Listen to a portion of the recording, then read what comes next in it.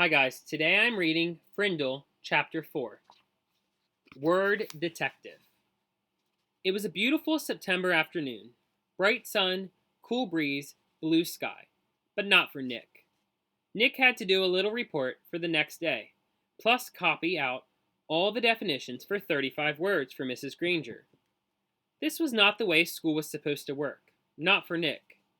There was a rule at Nick's house: homework first, and that meant right after school.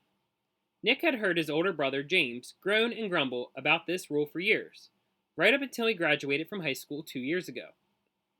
And then James wrote home from college after his first semester and said, "My grades are looking great, because when I came here I already knew how to put first things first." That letter was the proof Nick's mom and dad had been looking for. Homework first was the law from September to June.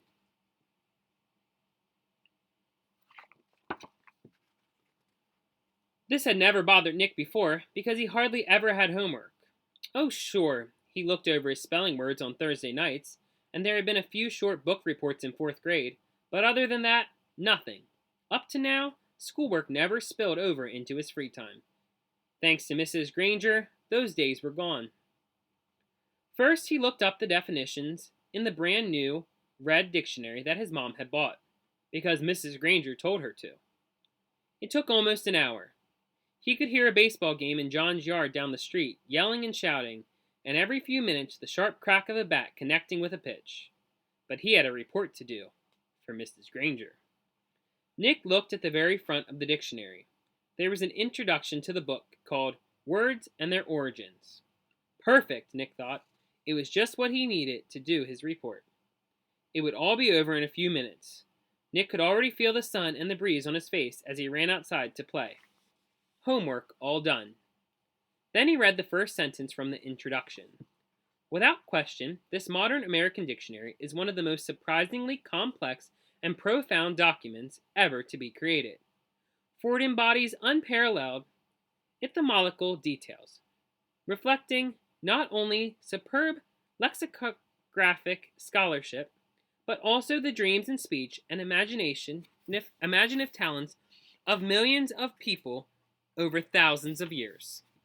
For every person who has ever spoken or written in English has had a hand in its making. What? Nick scratched his head and read it again, and then again. Not much better. It was sort of like trying to read the ingredients on a shampoo bottle. He slammed the dictionary shut and walked downstairs. Nick's family did a lot of reading, so bookshelves covered 3 of the 4 walls in the family room. There were 2 sets of encyclopedias. The black set was for grown-ups, and the red set was for kids. Nick pulled out the D volume from the red set and looked up dictionary. There were 3 full pages with headings like Early Dictionaries, Word Detectives, and Dictionaries Today.